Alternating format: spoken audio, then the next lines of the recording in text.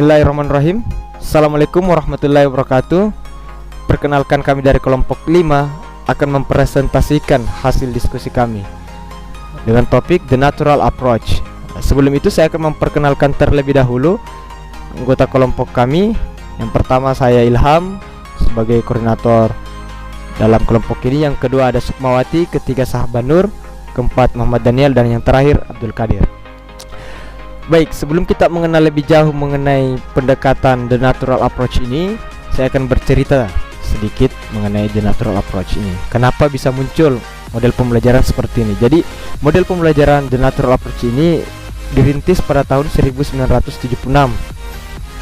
Kemudian diperkenalkan pada tahun 1977 oleh seorang tokoh linguis, Butler, guru bahasa Spanyol di California University. Kemudian metode ini kemudian berkembang tidak hanya pada pengajaran bahasa Spanyol, tetapi juga dalam bahasa lain, mulai dari tingkat dasar hingga tingkat selanjutnya. Pendekatan Natural Approach ini merupakan salah satu metode pengajaran yang diperkenalkan juga oleh Stephen Creyson, yang mengemukakan bahwa pendekatan alami itu didasarkan atas pandangan penguasaan, mastery suatu bahasa lebih banyak bertumpu pada pemerolehan, acquisition bahasa itu dalam konteks yang alamiah, dan kurang pada pembelajaran aturan-aturan yang secara sadar dipelajari satu persatu. Baik, selanjutnya pemerolehan bahasa itu muncul secara alamiah, artinya didukung oleh pendidik. Jadi proses pemerolehan bahasa itu muncul secara alamiah, kemudian didukung oleh pendidik, menempatkan peserta didik dalam situasi dan kondisi yang natural secara alami untuk berkomunikasi, yakni secara langsung berada di tengah-tengah penggunaan bahasa tersebut. Jadi ada beberapa tahapan-tahapan melalui pendengaran, menyimak, penglihatan, melihat secara langsung penggunaan bahasa tersebut, dan peniruan. Oleh karena itu, di dalam metode Natural Approach ini, siswa melihat peristiwa penggunaan bahasa tersebut, mendengar bagaimana bahasa itu disuarakan. Kemudian secara teoritis juga, ketidakmampuan siswa berbicara speaking akan dapat diatasi dengan menggunakan metode Natural Approach ini sebagai metode pembelajaran berbahasa, karena metode ini menempatkan siswa dalam situasi dan kondisi yang natural alami untuk berkomunikasi langsung, berada di tengah-tengah penggunaan bahasa itu. Baik, selanjutnya saya serahkan kepada pemateri selanjutnya, Saudara Sukma. Pada kesempatan kali ini saya akan membahas mengenai ciri-ciri dari The Natural Approach atau pendekatan alamiah. Tarigan dengan mengutip Terrell pada tahun 1988 menjelaskan ciri-ciri utama pendekatan alamiah yang terlihat pada petunjuk-petunjuk praktik kelas. Yang pertama, distribusi belajar dan kegiatan-kegiatan pemerolehan. Terrell menyarankan agar seluruh waktu kelas dicurahkan untuk kegiatan komunikasi. Penjelasan dan latihan bentuk-bentuk linguistik dapat dilakukan di luar kelas. Yang kedua, tidak memfokuskan pada koreksi kesalahan berbahasa. Menurut Terrell, tidak ada fakta yang dapat memperlihatkan bahwa perbaikan atau koreksi kesalahan diperlukan bagi pemerolehan bahasa. Justru bersifat negatif terhadap motivasi, sikap, dan juga dapat menimbulkan rasa malu. Dan yang terakhir adalah responsi-responsi dalam bahasa ibu atau bahasa pertama dan bahasa kedua. Terrell menyarankan agar pengajaran awal kelas melibatkan kegiatan-kegiatan pemahaman menyimak secara eksklusif dengan responsi dari para siswa yang diizinkan dalam bahasa ibu mereka. Kalau siswa diperbolehkan mengonsentrasikan seluruh perhatian pada pemahaman dengan mengizinkan responsi pada bahasa ibu, maka mereka secara cepat dapat memperluas kemampuan pemahaman menyimaknya ke berbagai ragam topik yang luas dan tetap dapat menyenangkan dalam proses komunikasi. Sekian, terima kasih. Saya serahkan ke pemateri selanjutnya. Baiklah, Assalamualaikum warahmatullahi wabarakatuh. Baiklah, hari ini saya akan mempresentasikan tentang langkah-langkah pendekatan alami atau natural approach. Yang pertama adalah ekspersepsi. Persepsi ini, peserta didik mengungkapkan pengetahuannya tentang lafal, tekanan, dan intonasi pada sebuah puisi. Kemudian yang kedua, eksplorasi. Pada tahap ini, guru menyampaikan tujuan pembelajaran kepada peserta didik yang harus dicapai. Kemudian yang ketiga, elaborasi. Pada tahap elaborasi, peserta didik akan mendapatkan sebuah contoh puisi serta mengeksplorasi dari membaca puisi. Peserta didik dibentuk menjadi beberapa kelompok dan mendiskusikannya. Setiap perwakilan kelompok itu membacakan puisi di depan peserta didik. Dan dalam tahap ini guru juga akan memberikan umpan balik untuk mengetahui sejauh mana pemahaman siswa tentang peserta didik. Langkah yang keempat adalah klarifikasi. Nah, klarifikasi ini guru menjelaskan maksud pembelajaran dan tugas kelompok. Diskusi telah dilakukan untuk memperoleh pembenaran materi tentang hasil proses pembelajar membaca. Yang terakhir, penutup. Langkah yang terakhir adalah penutup. Jadi guru dan peserta didik bersama-sama menyimpulkan hal-hal yang sulit dan yang belum diketahui. Selain itu, guru juga merefleksikan, menanyakan kesulitan yang dihadapi peserta didik dalam membacakan puisi.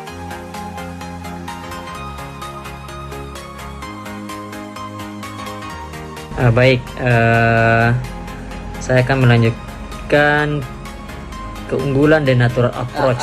Kelebihan The Natural Approach ini terletak pada proses pengajaran menjadi bermakna dan mudah diserap siswa dalam suasana pembelajaran yang sangat menyenangkan. Karena setiap kata dan kalimat yang diajarkan itu memiliki konteks atau hubungan. Bagaimana dimaksud dengan hubungan itu? Dengan hubungan emosional dengan dunia atau kehidupan sehari-hari siswa atau anak didik dengan 3 tahap. Yang pertama, pemahaman, produksi ujaran dini, dan munculnya ujaran. Itu menjadi kelebihan dari natural approach itu sendiri, yang dicakup dengan 4 poin. Yang pertama, belajar komunikasi dasar interpersonal sejak dini, efektif digunakan pada tingkat dasar, suasana santai yang dialami oleh siswa dalam belajar, dan yang terakhir, pendidikan menjadi bermakna dan mudah diserap peserta didik.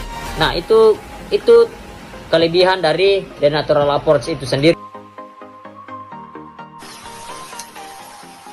Bismillah, Assalamualaikum warahmatullahi wabarakatuh.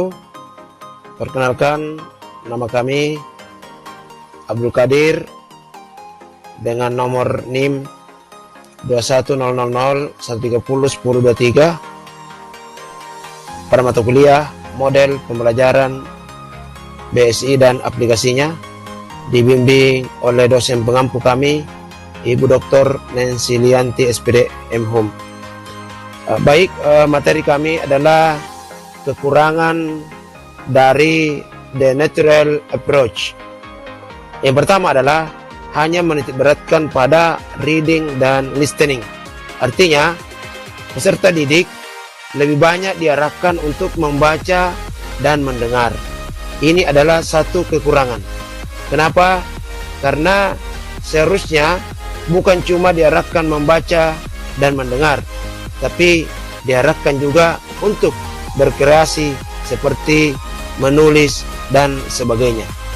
Kemudian yang kedua, kekurangan yang kedua adalah siswa lebih banyak menerima input atau masukan dari gurunya dan mendemonstrasikan perintah-perintah yang diberikan oleh guru.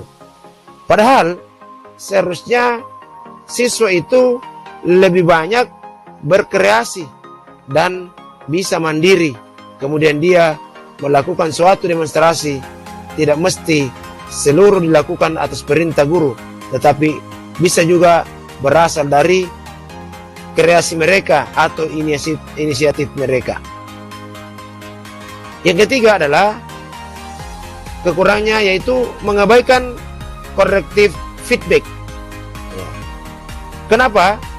Artinya di sini siswa kurang melakukan koreksi atau umpan balik. Padahal seharusnya siswa itu banyak-banyak diberikan untuk lebih kreatif dalam umpan balik sebuah masalah. Hope you had. Kemudian berikutnya, Yang keempat adalah sedikit alokasi waktu untuk pengajaran tata bahasa. Inilah yang menyebabkan anak-anak atau peserta didik itu kurang cepat menguasai bahasa. Kenapa? Karena hanya diarahkan untuk pengajaran tata bahasa. Kemudian waktunya juga sangat kurang.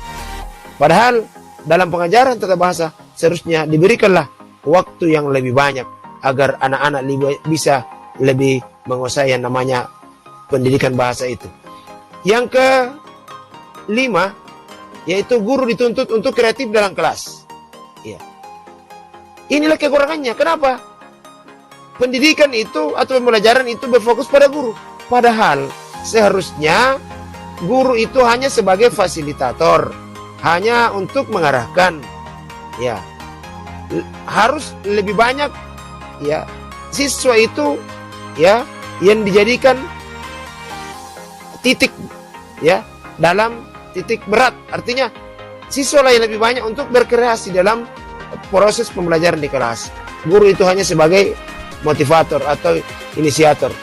Yang berikutnya adalah kekurangannya, yaitu pada umumnya anak didik dan pendidik bersikap tradisional mengutamakan gramatika lebih dahulu daripada membaca dan percakapan. Hal ini merupakan sesuatu yang salah secara ilmiah yang amat perlu untuk diubah. Jadi untuk di masalah ini anak didik dan peserta didik bersikap tradisional seharusnya itu diubah ke pola pikir yang modern seperti sekarang ini. Ya. Kemudian yang terakhir, kekurangannya dari natural approach itu adalah pendidik yang kurang memiliki kemampuan dalam dan pengalaman praktis dalam berbahasa asing misalnya, itu merupakan salah satu faktor sulitnya metode ini diterapkan. Pendidik haruslah seorang yang aktif berbicara di dalam bahasa asing tersebut. Barulah para peserta didik akan mampu aktif di dalam belajar atau praktek bahasa. Thank you. Do you have any question for me before we go? Inilah presentasi terakhir dari kelompok kami. Mudah-mudahan apa yang kami sampaikan bisa bermanfaat untuk kita terapkan dalam pembelajaran di kelas.